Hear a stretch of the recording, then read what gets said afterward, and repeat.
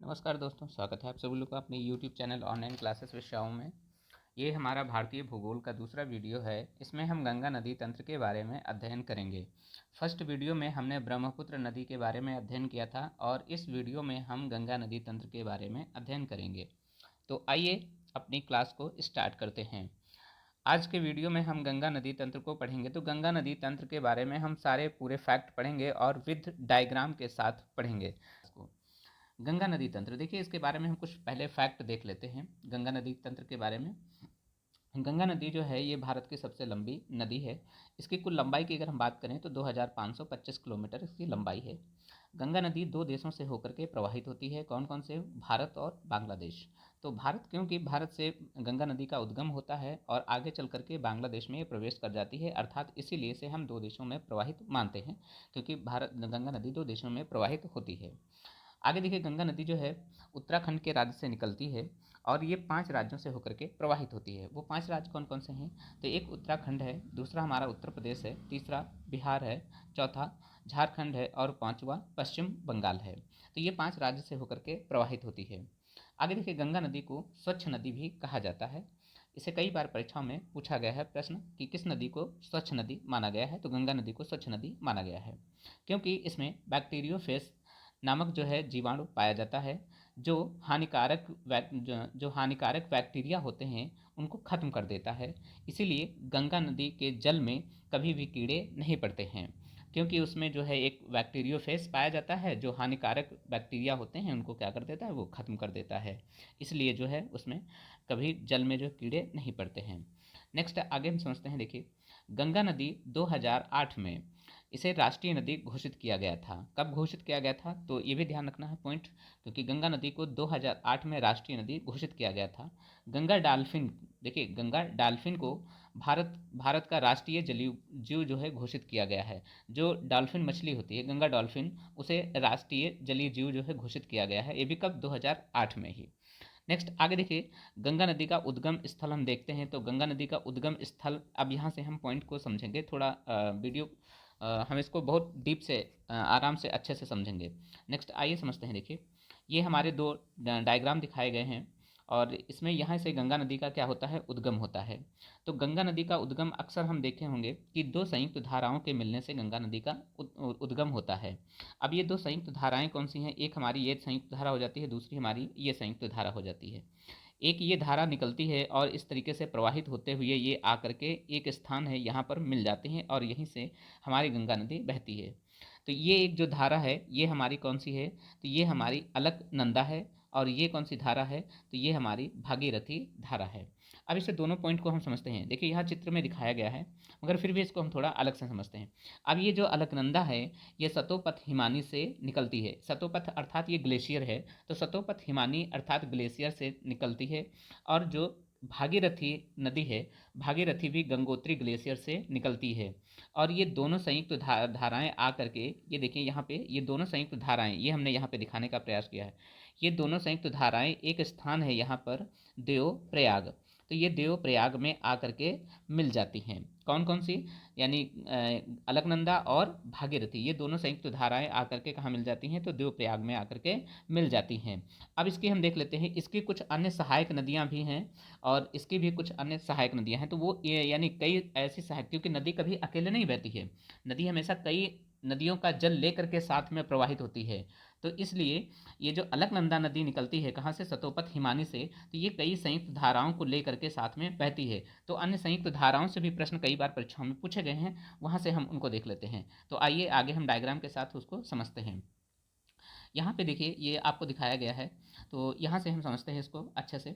ये हमारा, देखिए ये हमारी संयुक्त धारा दिखाई गई है। ये कौन सी संयुक्त धारा है? तो ये हमारी अलकनंदा संयुक्त धारा है, जो कहाँ से? सतोपथ हिमानी से निकलती है।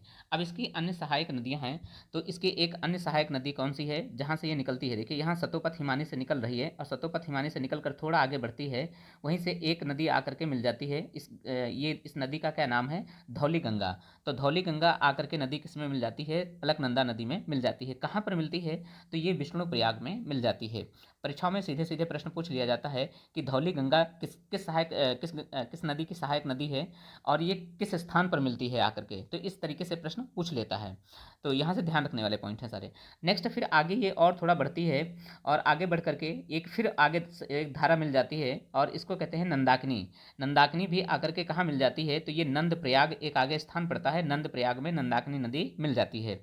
नेक्स्ट ध्यान रखना है। आगे ये फिर चलती है कौन सी? अलकनंदा नदी आगे फिर बढ़ती है और फिर एक आगे नदी आकर के फिर एक संयुक्त धारा मिल जाती है और ये जो नदी आती है ये कौन सी है? तो पिंडारी नदी है।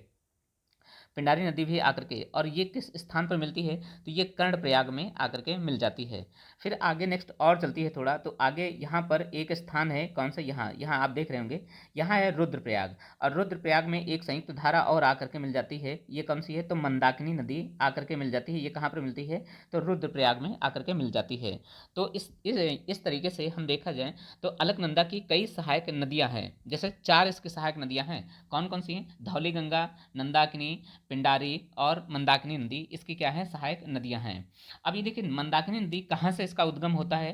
तो इसका केदारनाथ से इसका उद्गम माना जाता है। नेक्स्ट है, अब ये देखिए यहाँ आगे चलती है और आगे से एक स्थान पड़ता है देवप्रयाग और देवप्रयाग में ही आकर के ये हमारी एक इधर से संयुक्त धारा मिल जाती है कौन सी? भागीरथी। और यहीं से आगे ये जब बढ़ती है तो यहीं से हमारी गंगा नदी का उद्गम माना जाता है। तो ये भी परीक्षा में पूछ लिया जाता है कि गंगा नदी 2 संयुक्त धाराओं के मिलने से होती हैं। कौन कौन सी? एक अलकनंदा और एक भागीरथी। अब अलकनंदा की कौन कौन सी सहायक नदियां हैं वो भी हमने समझ लिया है। इसकी 4 सहायक नदियां हैं। कौन कौन सी हैं? धौली गंगा, नंदाकिनी, पिंडारी और मंदाकिनी नदी इसकी क्या है? सहायक नदियां हैं। और यहाँ से आकर के गंगा नदी मिल चलती है।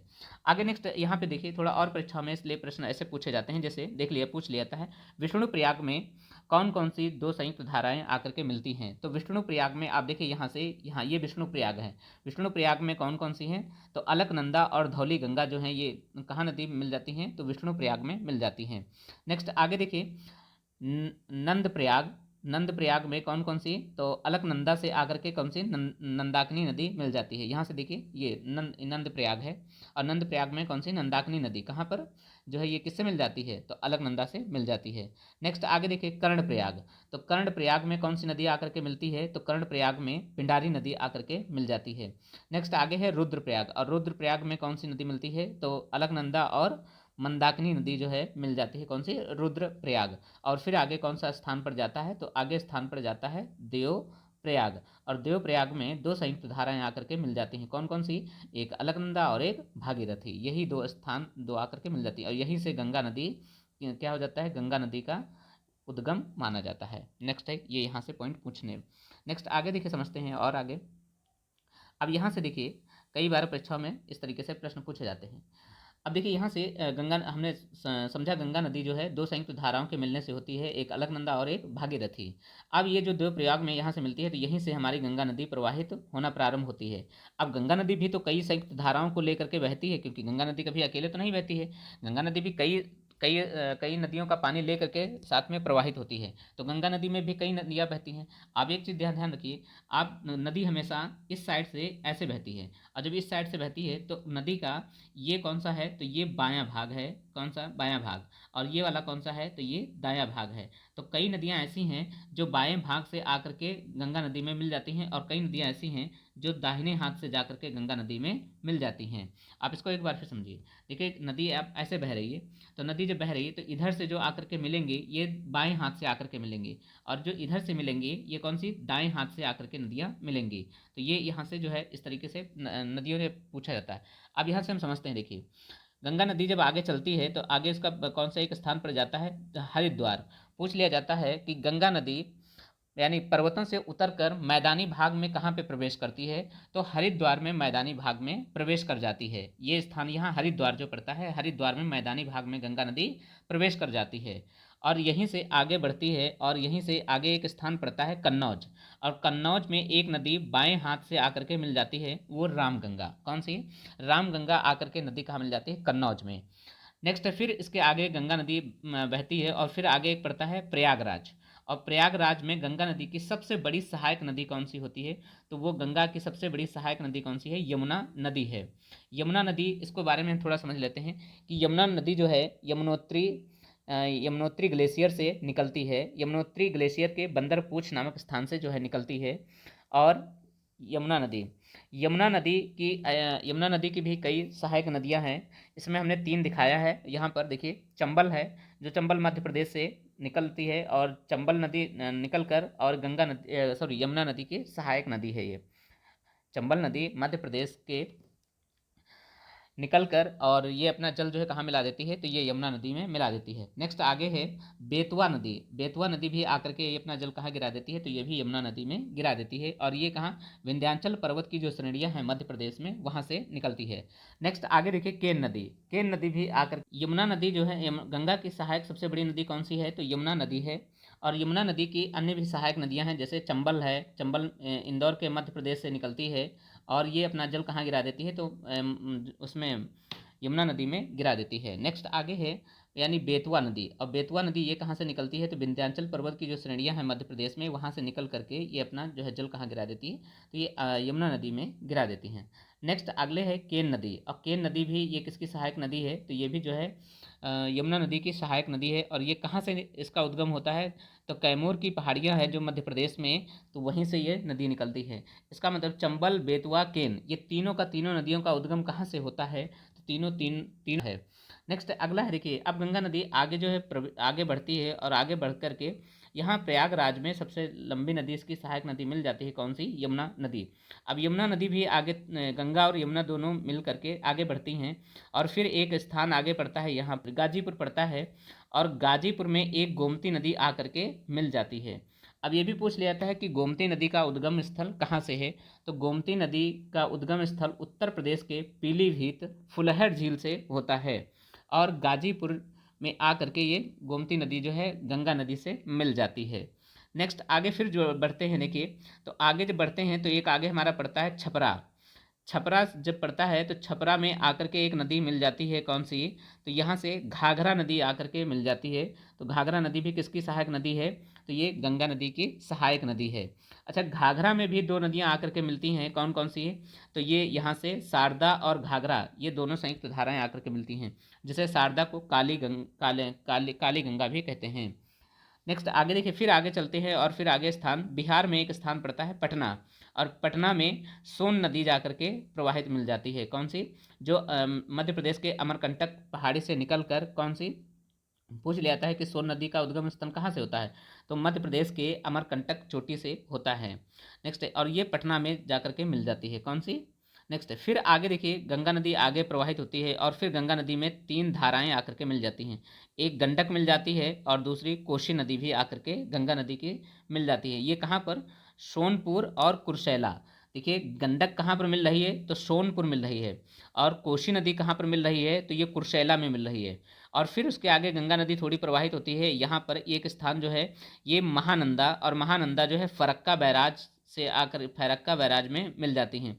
और फिर वहीं से गंगा नदी जो है पश्चिम बंगाल से आगे, यानी पश्चिम बंगाल होते हुए आगे एक, फिर जब ये होती है तो इसकी 2 संयुक्त धाराएं बढ़ जाती हैं।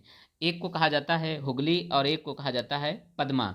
तो हुगली, यानी अगर अक्सर पूछा जाता है कि जो कोलकाता किस नदी के तट पर स्थित है, तो कोलकाता हुगली नदी के ही तट पर स्थित है। और आगे इसकी जो मुख्य धारा है, ये पद्मा नदी आकर के आगे चली जाती है, कहाँ? बंगाल की खाड़ी में। तो ये यहाँ से सारे पॉइंट पूछे जाते हैं।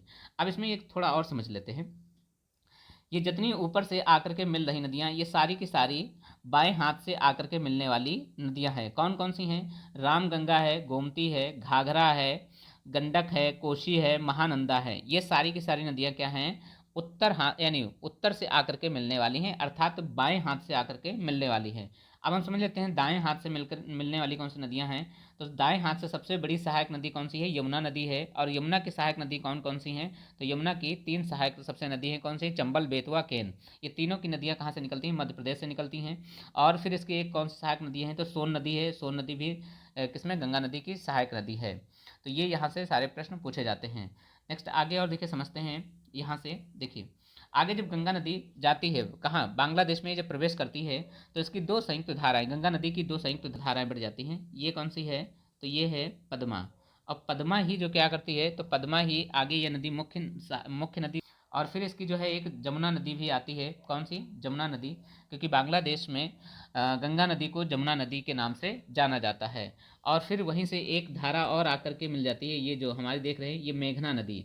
मेघना नदी हमने बताया, मेघना नदी बताया था। मेघना नदी जो है दो संयुक्त धाराओं के मिलने से होती है, कौन कौन सी, ब्रह्मपुत्र और प्लस गंगा नदी के मिलने से कौन सी, मेघना नदी का निर्माण होता है। और फिर मेघना नदी आकर के मिल जाती है और ये तीनों सभी नदियाँ अपना जल लेकर के जाती हैं और बंगाल की खाड़ी में गिरा देती हैं। जो वहाँ पर सबसे एक डेल्टा का निर्माण हो गया है जिसे हम सुंदरवन डेल्टा के नाम से जानते हैं। ये विश्व का सबसे बड़ा डेल्टा है।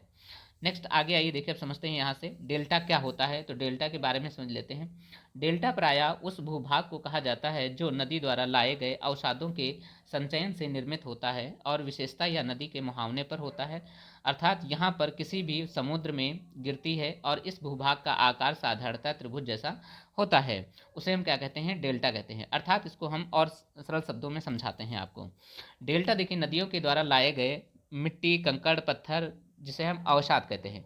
तो नदियों के द्वारा लाए गए अवसाद के एक जगह एकत्रित करने के इकट्ठा हो जाते हैं और उसे जो है डेल्टा बन जाता है। अर्थात उसे हम क्या कहते हैं, डेल्टा। और डेल्टा वही अर्थात हो जाए। और ये जो डेल्टा है इसे हम सुंदरवन डेल्टा के नाम से जानते हैं। सुंदरवन, यहाँ पर प्राकृतिक दृष्टि से खूब ये हरा भरा क्षेत्र है, इसीलिए हम इसे सुंदरवन डेल्टा के नाम से जानते हैं। तो ये आज हमारे, अब इसके हम कुछ महत्वपूर्ण विशेष तथ्य देख लेते हैं जो बार बार एग्जाम में, परीक्षा में से यहाँ से प्रश्न पूछे जाते हैं।